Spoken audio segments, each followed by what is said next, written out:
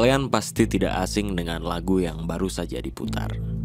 Semasa kecil, waktu SD atau saat upacara formal di hari-hari besar, lagu ini sering sekali diperdengarkan.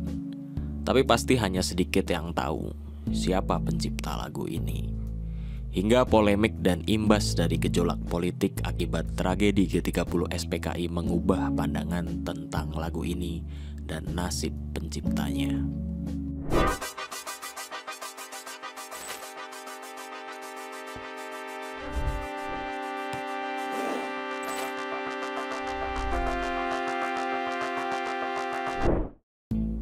Video ini adalah salah satu dari rangkaian serial khusus mengenai polemik G30 SPKI yang melibatkan Lekra serta tokoh-tokoh di dalamnya.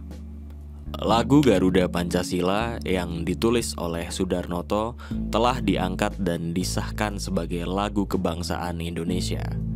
Lirik dari lagu ini mengandung pesan tentang semangat perjuangan serta kesetiaan rakyat Indonesia kepada Pancasila sebagai dasar ideologi dan filosofi negara. Tapi tahukah kalian kalau Soedarnoto adalah seorang seniman yang terkait dengan Lembaga Kebudayaan Rakyat atau Lekra?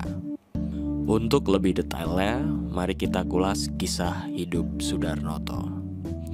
Ia lahir di Kendal, Jawa Tengah pada tanggal 24 Oktober 1925.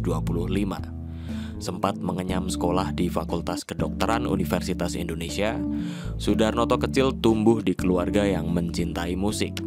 Ayah Soedarnoto yang menjabat sebagai dokter pribadi Mangkunegara 7 di Surakarta memiliki ketertarikan yang besar dalam bermain gitar, seruling, dan biola. Di sisi lain, ibunya memiliki keahlian dalam bermain akordeon. Dari keluarganya yang berbakat ini, Soedarnoto merasakan cinta mendalam terhadap musik.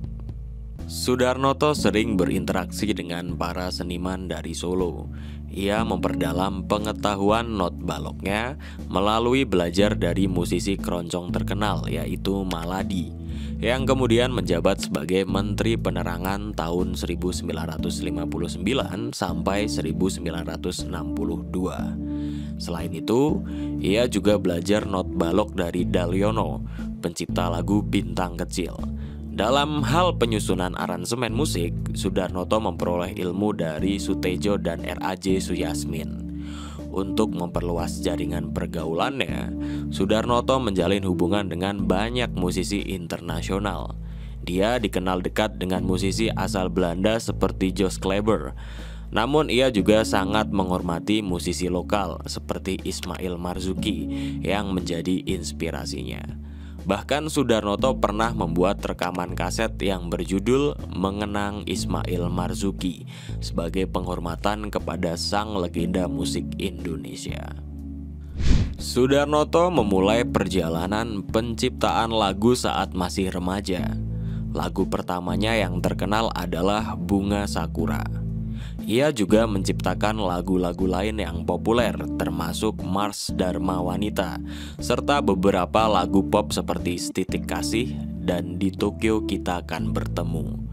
Namun tanpa diragukan lagi, karya paling monumentalnya adalah penciptaan Garuda Pancasila. Selama menjalani karirnya sebagai musikus, Soedarnoto memiliki pengalaman berharga, termasuk terlibat dalam siaran Radio Republik Indonesia Solo bersama orkes yang dipimpin oleh Maladi, yang dikenal sebagai Orkes Hawaiian Indonesia Muda. Pada tahun 1952, ia mencapai puncak karirnya di stasiun radio tersebut dengan menjabat sebagai Kepala Seksi Musik di RRI Jakarta. Selain itu, Soedarnoto juga dikenal sebagai pengisi acara di acara bernama Hammond Organ Soedarnoto. Soedarnoto juga merupakan salah satu pendiri Ensemble Gembira, sebuah kelompok penyanyi istana bersama sejumlah seniman seperti K. Bintang Suradi dan Titi Subronto Atmojo. Diakui atau tidak, menurut Subagio Sastrowardoyo yang memiliki pandangan yang berbeda dengan PKI dan Lekra, dalam bukunya Bakat Alam dan Intelektualisme tahun 1983 halaman 70, Sudarnoto merupakan tokoh musik yang terkemuka di Lekra bersama dengan Amir Pasaribu. Keduanya menciptakan lagu Andika Bayangkari yang dipesan oleh ABRI, Angkatan Bersenjata Republik Indonesia, dan lagu ini bahkan tetap digunakan setelah ABRI berganti nama.